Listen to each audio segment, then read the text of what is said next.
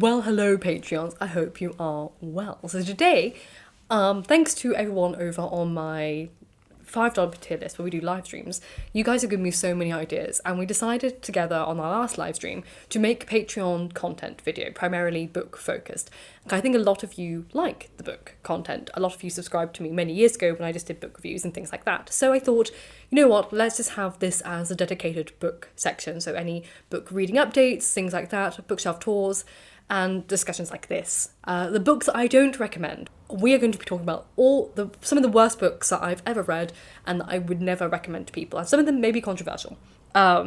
So, God, I've gone down my list of books, reading, and we are going to go. Now, there are some that I'm not going to talk about because they were bad books, but I know that these authors have big social media preferences, and I don't want to square any drama by bad-mouthing their books. So there are certain books that, put it this way, if you see that I've not rated a book, it means that I think the book is awful. And that says everything about that. So we're going to the 1 stars of my history. I have to go for The Unconsoled by Kazuo Ishiguro. Now, I have such a weird relationship with Ishiguro. I have no idea why I dislike his work so much. I found them maybe overrated all the time. Some of them I've enjoyed. I think, Never Let Me Go was okay. Weirdly, I preferred the film. But The Unconsoled is probably the biggest waste of life I've ever. It's been over a decade since I read that book, and I will never get that time back. I'm still resentful over the lack of time I will ever get back over that book. It was incredibly drab, it's incredibly pretentious, and I think a lot of the trends over these books that I don't like are pretentiousness. Because they're trying too hard to be something, and that comes across so much. I should also make a massive disclaimer that I am a dyslexic reader, which doesn't make me inefficient at reading difficult books, but I have dyslexia. I also think I have aphantasia because when I'm reading, I can't see images. So lots of image-heavy world-building books don't apply to me, and I will focus a lot therefore on the author's skill at writing. So some people were like, I love the story, I got into it, and they don't really notice if the writer is good or not, because they're good at world building but not maybe potentially writing. So when I'm critiquing these books, I'm critiquing the writing, because that's all I can focus on. I can't focus on really the story. I will focus purely on their writing and deliverance and how hard I think they tried to do something and failed. Another one that's a very controversial take, actually there's 2. These are both in the fantasy category, like fantasy magical realism category, and they are Babel by R.F. Kuang and The Starless Sea by Morgenstern. I discussed these in depth in the live stream recently, but I have a lot of issues with these 2 books. Babel I have more issues with. Morgenstern I was just a bit disappointed with.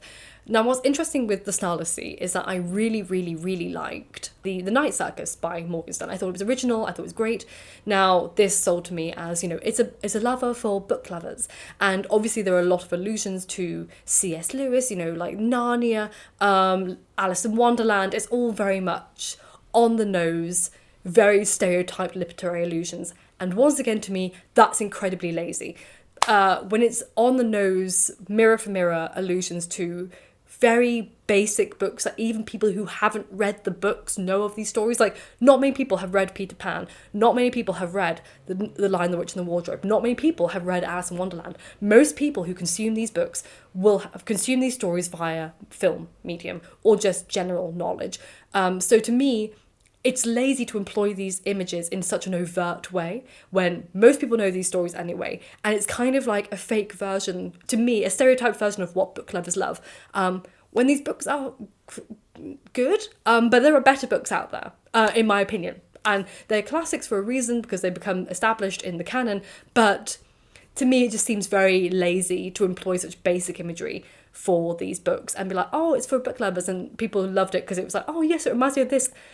You don't have to be a reader to love those stories, and I think that's where it fails to me to be a book lover's book, because anyone who says that they love books but they don't really read and has probably never read Alice in Wonderland or Peter Pan or The Chronicles of Narnia will still say, oh, I love this book because it reminds me of a book. I don't know, it was so try hard, I couldn't stand it. And there was also a queer romance in it that I felt was incredibly badly done, because it was not overt until it came out at the end that there's a queer romance. I'm like, you kept that. It was almost like pulling a Dumbledore on me. It's almost like doing a J.K. Rowling many years later, a Dumbledore was gay kind of pull card, because there was no build up to that romance whatsoever. And it felt again like lazy writing, because you didn't actually focus on the queer romance building up. It was just like, surprise, queer romance. I'm a brutal reviewer, people. I was catering to a cliquey kind of internet fandom kind of thing. I didn't like it. And then Babel, I had issues for many other reasons, primarily because it tried too hard to be so many things and failed at doing all of them.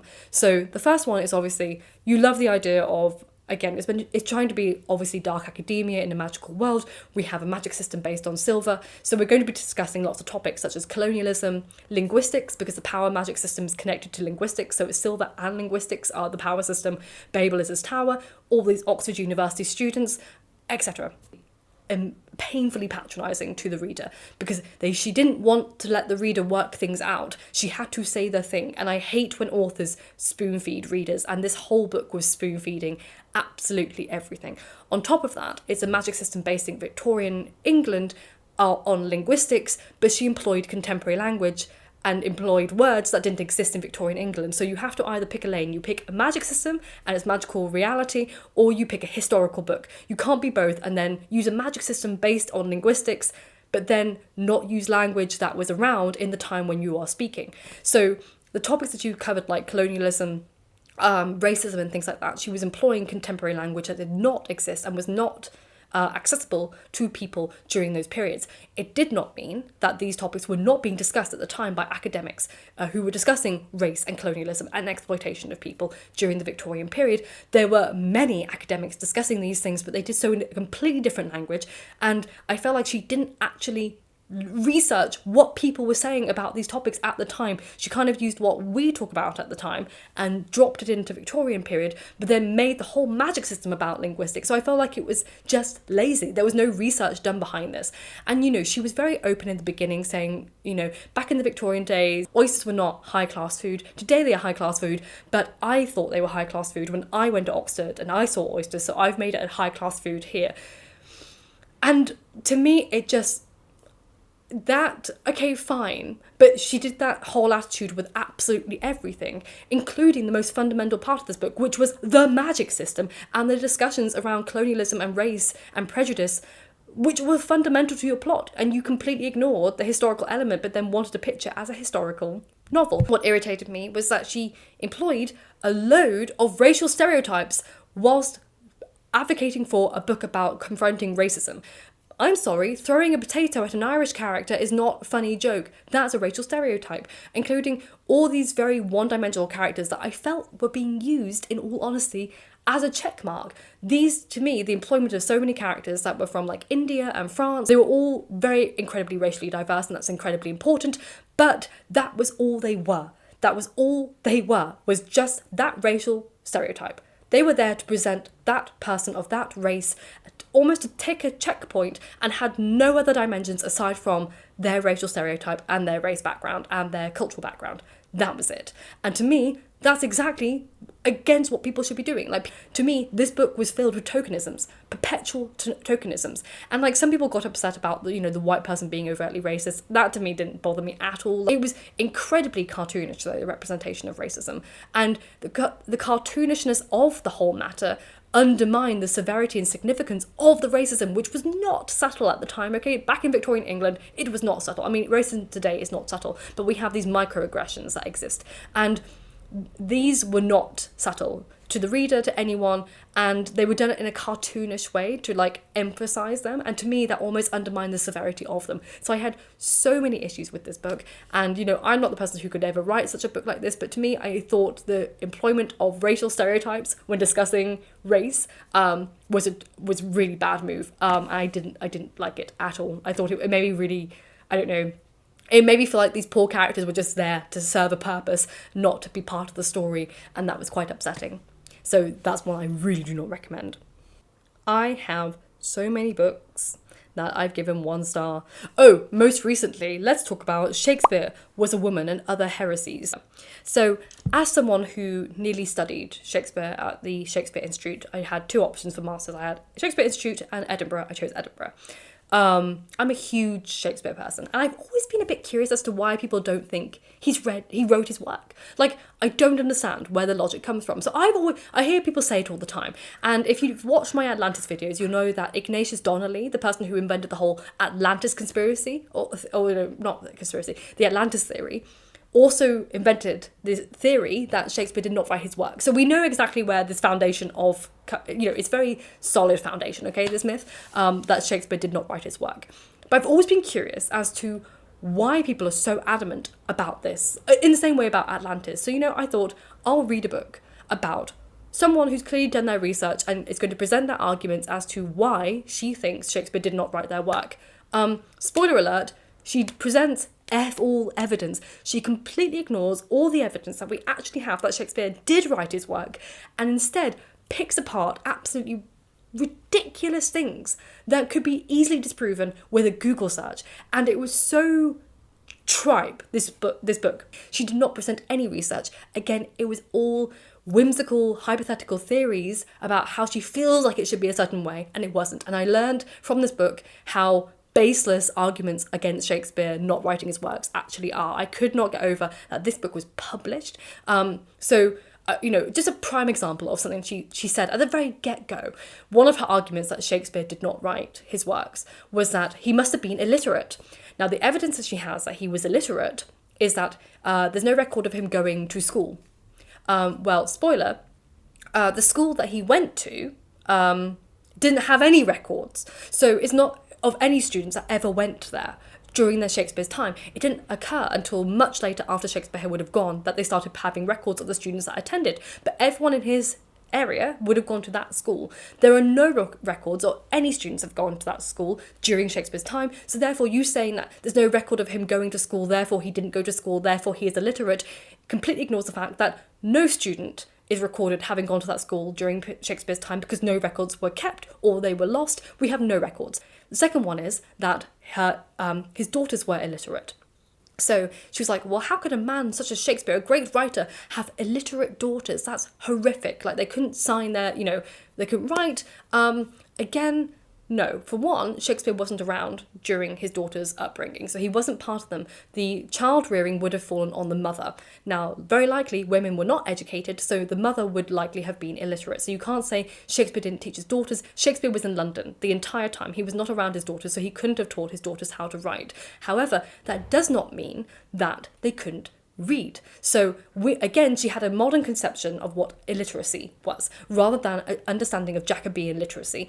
People could read and often could not write. Or, his name spelling changes across different places. I'm like, yeah, the dictionary didn't exist yet. You can't say that everyone spelled Shakespeare's name differently, therefore is a different person, because the dictionary didn't exist yet. Also, it wasn't like we didn't sign things in the way that people sign things today. She was projecting all these modern conceptualizations onto a Jacobean period. Clearly done F4 research about it.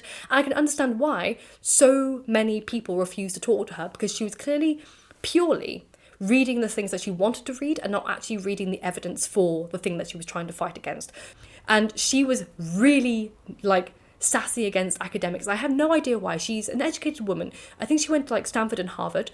But maybe that's what's rubbed off on her the wrong way, because she's so incredibly arrogant that she is right. And she has this weird stick up her ass against other academics, and she really goes after them, to the point that poor Stephen Greenblatt in the book, so she talks about how she's trying to get this academic to talk to her. She goes to Stratford-upon-Avon to hunt them down.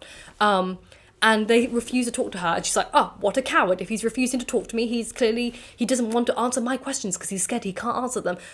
No, most people don't want to talk to a flat earther. We don't want to talk to people who haven't even read the bare minimum actual evidence that is there. Like, they won't even read the GCSE book of it, or, the kindergarten book of it. They'll only read Facebook pages. If you're only reading Facebook and random blogs, no one wants to engage with you, because the academics have read those obscene blogs and they're gone, nope, this evidence is better. You refuse, you only read this bit, and then you wonder why people who have read both sides don't want to engage with you. So she was really harassing poor academics throughout the book, and she's documenting this. And it gets to the most extreme when she wants to hunt down Greenblatt. And She makes a joke about how she's figured out where he's going on holiday, and she debates whether or not she wants to buy tickets to go to his location and try and catch him out. We have so much evidence to support that Shakespeare wrote his plays. We also have evidence that he clearly co-wrote, but that's very, very normal for plays these days. A lot of people who write plays co-write their plays. That has never changed. That's been going back centuries. This, collaborative process of, writing a script and then changing the lines. It works in theatre, it works in movies, it happens all the time. But she completely overlooks the very bare minimum, such as the consistency. So a lot of people fail back in those days. Nowadays it's a bit easier to have ghostwriters because people can be trained to copy and they have the internet and tweaks and things like that. Back in those days, having thematic consistency and linguistic consistency being outsourced to other people would not have been so easy. We're writing everything by hand nowadays, but Shakespeare's plays have a very clear thematic and linguistic consistency between them all, which indicates that they are very much written by one person, one body. He wouldn't have been able to churn out this kind of mass production that she thinks is possible because it's possible today. It just really irritated me. I have so many thoughts. I've gone on so much about books I don't like. It steamed me up. I have more videos to film today. So I will leave this here, but thank you Patreons for listening. If you have any requests, please leave them in the comments down below for another Patreon video, so I can just copy and follow on. So just leave comments and requests on Patreon for any particular videos, and I will see you soon for another one. And thank you. And remember, books save lives, so keep reading.